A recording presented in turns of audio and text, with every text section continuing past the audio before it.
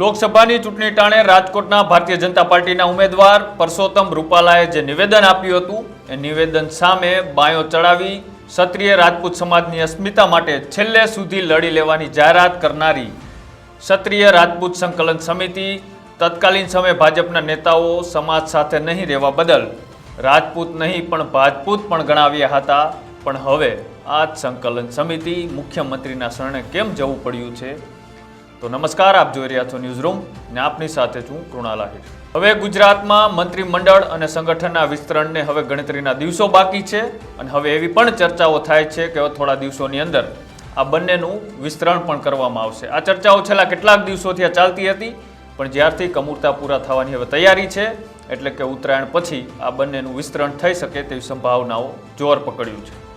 પણ હવે સવાલ અહીંથી એ પણ થાય છે કે હવે જ્યારે મંત્રીમંડળ અને સંગઠનનું વિસ્તરણ થશે તો કયા સમાજના કયા નેતાઓને આની અંદર સૌથી વધારે સ્થાન મળી શકે છે?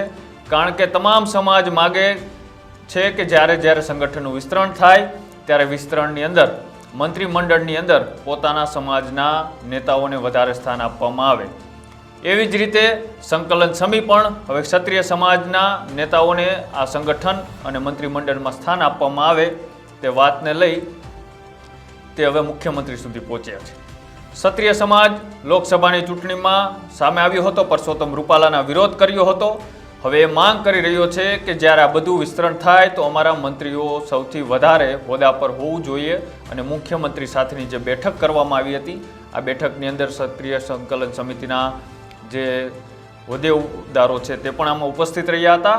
તેમાંના રમજુભા અને તૃપ્તિબા રાવલ આ મીટિંગ બાદ શું કહ્યું તે પણ એકવાર તમે સાંભળો। એમાં સંગઠન નવરત્નાનું કામ ચાલી રહ્યું હોય એના માટે આપણે રજૂઆત કરવી, ક્ષત્રિય સમાજને પૂરતું પ્રતિનિધિત્વ મળે અને એના અનુસંધાનમાં અમે 2 દિવસ પહેલાં પક્ષ પ્રમુખને મહામંત્રીશ્રીને પત્રો દ્વારા રજૂઆત કરી અને આજે માનનીય મુખ્યમંત્રી શ્રી ભૂપેન્દ્રભાઈ પટેલ સાહેબને બંગલે આ મુદ્દાની રજૂઆત કરવા માટે મુલાકાત કરી હતી અને એની સાથે સાથે અમારા જે જૂના પ્રશ્નો હતા એની પણ વાત થઈ હતી।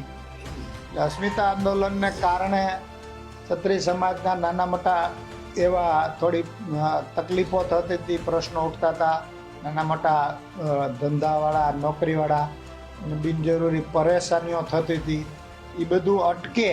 સીએમ સાથે સંકલન સમિતિની કોર કમિટીના સદસ્યો સાથે સીએમ સાથે મુલાકાત કરી, જેમાં મુખ્ય મુદ્દાઓ કાકા સાહેબે વાત કરી। એ સિવાય પણ એ બાબતે ચર્ચા થઈ કે અમારી પાસે સામાજિક કાર્યકર તરીકે જે કોઈ મુદ્દા ગ્રાઉન્ડ લેવલના આવતા હોય છે આંદોલન પછી, કારણ કે આપને ખ્યાલ છે કે જે રીતે આંદોલન બને ત્યાં સુધી શિસ્તસભર ચાલ્યું છે, છતાં પણ કોઈ પાર્ટી તરફથી કે નેતાઓ તરફથી અથવા કોઈ કાર્યકરો તરફથી પણ સમાજને અવગણના થતી હોય, સમાજને અન્યાય થતો હોય, વ્યક્તિગત પરેશાની પણ કનડગત પણ ચાલતી હોય એવા અમને રિપોર્ટ મળતા હોય છે, જેની માટે ખાસ અમે આજે સીએમ સાથે રજૂઆત પણ કરીને એમને પણ કીધું કે આપના પણ આવા ધ્યાનમાં કોઈ મુદ્દા આવતા હોય તો આપની ફરજ છે, આ માટે આપ ખાસ ધ્યાન આપો।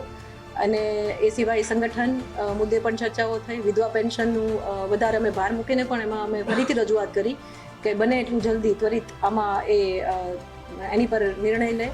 એ સિવાય ઈડબ્લ્યુએસના પણ અમુક મુદ્દાઓ હતા, સ્થાનિક ઘણા બધા મુદ્દાઓ પર આજે ખુલ્લા દિલથી ચર્ચાઓ થઈ। જે રીતના તેમને વાત કરી પણ આના પડઘા ઊંધી રીતે પડી રહ્યા છે। હવે આ જ સંકલન સમિતિના જે અગ્રેસર એટલે કે ત્યાંના બેઠકમાં ઉપસ્થિત હતા તે મુખ્યમંત્રી ભૂપેન્દ્ર પટેલને જે મળી સરકારના હોદ્દાઓ આપવામાં રજૂઆત કરવામાં આવી, પણ તેમને લઈ રાજપૂત સમાજમાં જ નહીં પણ આમ સમાજનો પણ હવે વિવાદનો વંટોળ શરૂ થઈ ચૂક્યો છે। તમારું શું માનવું છે? જે આ સંકલન સમિતિ એક સમયે ભારતીય જનતા પાર્ટીની સામે બાયો ચડાવી હતી, પરસોત્તમ રૂપાલાના જે નિવેદન હતા તેમની સામે ભારતીય જનતા પાર્ટી અને જે ક્ષત્રિય સમાજના નેતાઓ પાર્ટી સાથે જોડાયા હતા તેમને પણ ભાજપૂત કહ્યા હતા।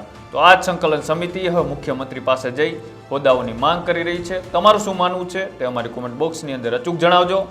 આવા જ અહેવાલો જોવા માટે અમારી યુટ્યુબ ચેનલ ન્યૂઝ રૂમને આજે જ લાઇક કરો, શેર કરો અને સબસ્ક્રાઇબ કરો। નમસ્કાર।